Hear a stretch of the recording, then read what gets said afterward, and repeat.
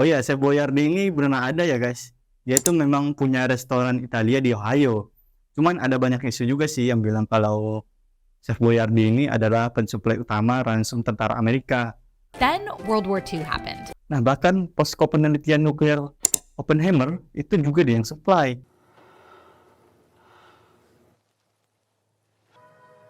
Thank goodness it's Chef Boyardee.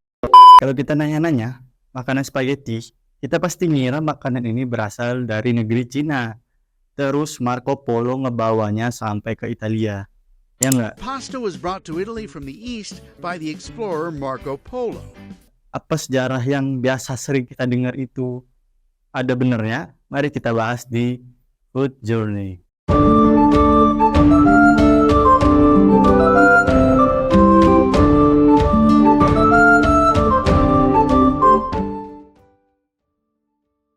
Ternyata guys, pernyataan Marco Polo yang membawa resep mie itu ke Italia itu salah banget ya guys. Kalau dilihat dari pertama kali mie dikonsumsi di dunia, ilmuwan menemukan bahwa terdapat fosil mie yang terimpit oleh piring tanah liat yang jika dihitung sudah ada sejak 2000 sebelum Masehi. Namun guys, kalau mie ini yang di Cina beda dengan spaghetti atau kita bilang pasta ya. Meskipun dibuat dari bahan baku yang sama, yaitu tepung, tapi proses pembuatan dan hasilnya beda jauh guys. Spaghetti itu bisa tahan 8-12 bulan jika disimpan dengan baik ya. Sementara mie yang kita kenal itu nggak bisa. Pasti pada nyangkal ya. Lah, mie instan gue di rumah expirednya aja tahan 1 tahun lebih bang. Jadi apa bedanya sama spaghetti? Itu kan mie instan bro. Mie instan itu ya harus melalui proses teknologi modern supaya bisa tahan lama kayak sekarang.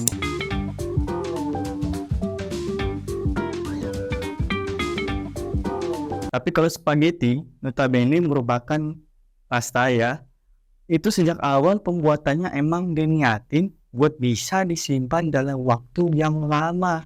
Nah, cara yang dipakai yang udah ribuan tahun lalu ini udah sering dilakukan gitu. Berbeda sama mie. Kalau yang bahasa Cina itu kita sebut lamian, mie-nya itu setelah diurai panjang, jadi mesti direbus maksimal 3 hari. Kalau nggak mie-nya bakal rusak guys. Jadi panjang kecil ya. Nah, Wah, kalau begitu tanya banget ya orang Italia bisa bikin makanan kayak gitu. Tunggu dulu. Sebelum kita berasumsi kalau pasta itu dibuat oleh orang Italia, kita mesti telisik dulu sejarah makanan ini guys, supaya nggak salah sangka. Kalau dari sejarahnya, pasta itu populer di Italia udah sejak abad ke-6 atau 7 Masehi. Tepatnya jadi konsumsi harian orang di wilayah Sisilia. Nah, wilayah Sisilia ini salah satu pulau kecil di selatannya Italia guys. Nah, ini petanya, coba lihat. Nah, jadi terpatahkan ya dugaan bahwa Marco Polo yang ngebawa pasta itu ke Italia. Karena Marco Polo aja hidupnya itu pas udah abad ke-13. Jadi pasta aja udah ditemukan abad ke-6 di Sisilia. Beda jauh banget ya. Juga bahkan ada catatan Marco Polo yang bilang bahwa aku pernah memakan makanan seperti ini di Italia, yaitu lagianye. Ya. Itu pas dia bilang, pas dia makan mie di Cina ya. Ya, lagianye itu awal mula dari lasagna guys. Laganne, an ancestor to lasagna. Nah, kalau begitu orang Sisilia emangnya bukan orang Italia ya, walaupun pulau berbeda. Bukan gitu guys, ya sama-sama orang Italia sih. Awalnya ini sebenarnya dibawa oleh orang Arab ke Sisilia. The Arabs brought noodles both to China and Italy well before Marco Polo ever arrived here. Nah, orang Arab itu udah menduduki Sisilia dari abad ke-6. Jadi sesuai tambahan waktu ya, itu kan abad ke-6 atau 7 itu eranya Rasulullah Muhammad SAW. Dimana kita semua tahu bahwa ada hadis kalau Romawi akan dikuasai oleh kaum muslimin. Madinatu Hiraqla tuftahu awalan. Wahai para sahabat yang bertanya, kota mana yang terlebih dahulu akan ditaklukkan? Konstantinopel atau Roma? Yang akan ditaklukkan pertama kali adalah kotanya Heraklius, yaitu Konstantinopel. Ketika mendengar ini, Yahudi langsung sontak berkata, wajar aja muslimnya gila, bosnya juga gila, paham teman sekalian? Lah kenapa? Karena Rasulullah dianggap gila. Ini ditulis dalam sirah Ibnu Hisham. Nah, nggak pakai lama, langsung deh mereka kaum muslimin menyebar ke Sisilia.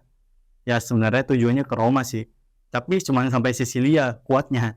Nah, mereka itu kan butuh makanan yang awet, bisa tahan lama sampai ke tadi tujuannya Roma. Terciptalah makanan yang kita sebut pasta. Nah, di mana pasta ini ngebikinnya cukup mudah, yaitu pakai tepung, air, lalu yang paling penting ini proses pembuatannya ini nih.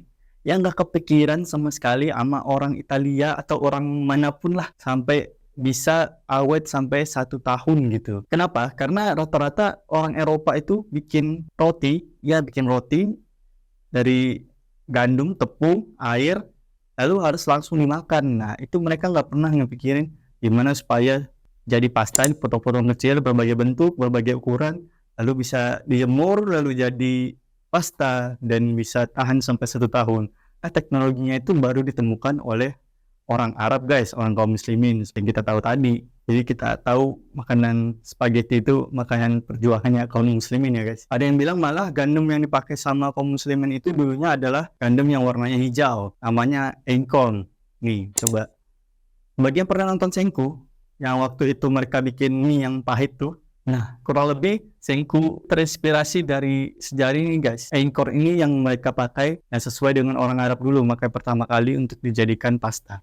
ザラシは100億%立派な穀物だ。阿波のご先祖様だな。この香りはラーメン。そう呼んでた。 Kalau gitu apa yang ngebuktiin muslimin tuh pernah ke Sisilia?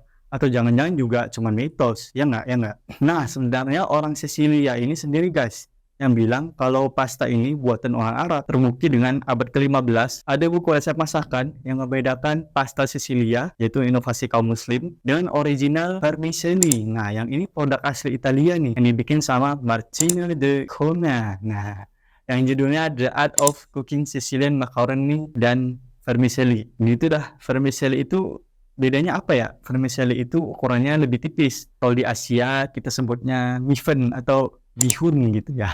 Vermicelli sendiri artinya cacing kecil. Ngapa sampai dibikin resep terpisah seperti ini? Karena pasta Sisilia itu memang buatan kaum muslimin, sementara Italia itu butuh sesuatu yang original tanpa campur tangan kaum muslim, yaitu vermicelli tadi.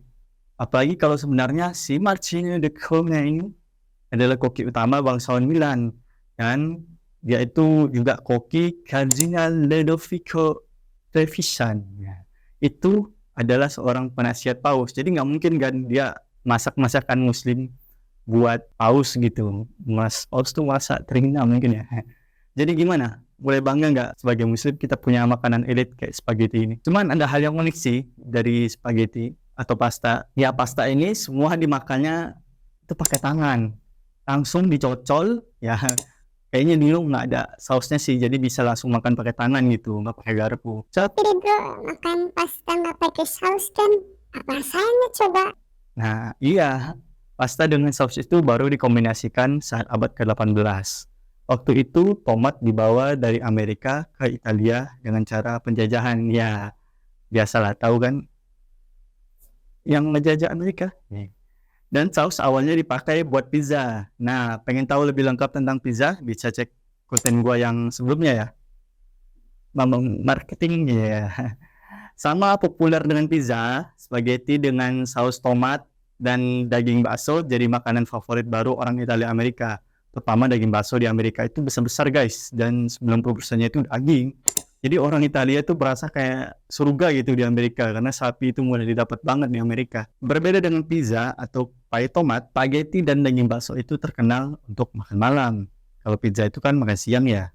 Nah, hal menarik soal saus tomat dan spaghetti dan daging bakso buatan Amerika ini, itu tuh iklannya.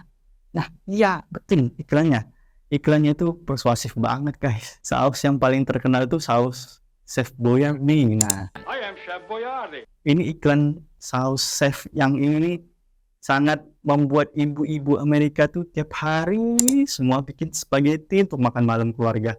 Karena segampang itu bikinnya, tinggal rebus spaghetti, panasin saus instan, masukin bakso, selesai deh. Kalau di Indonesia, makanan yang iklan persuasif masa kecil kita tuh kan sereal apa ya?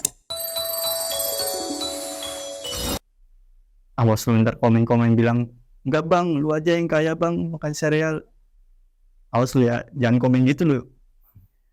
Oh iya, Chef Boyardee ini pernah ada ya guys. Dia itu memang punya restoran Italia di Ohio. Cuman ada banyak isu juga sih yang bilang kalau Chef Boyardee ini adalah pensuplai utama ransum tentara Amerika. Then World War II happened. The US military at the time was asking civilians to help in the war effort. Since Hector had a canning operation, he agreed to help out. Nah bahkan posko penelitian nuklir Oppenheimer itu juga dia yang supply.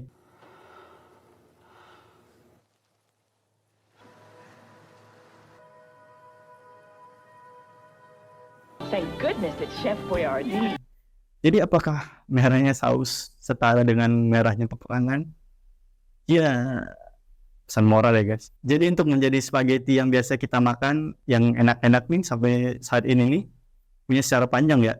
Sampai ada nuklir-nuklirnya segala kan tuh. Makanya seperti banyak pepatah bilang, apa yang kamu makan itulah yang membentuk dirimu. Jadi hargailah makanan yang kamu makan saat ini guys. Gak habiskan ya makanannya. Tapi gue cukup bangga sih kalau sebenarnya pasta itu temuannya kaum muslim. Kalau lu gimana? Komen dong di bawah.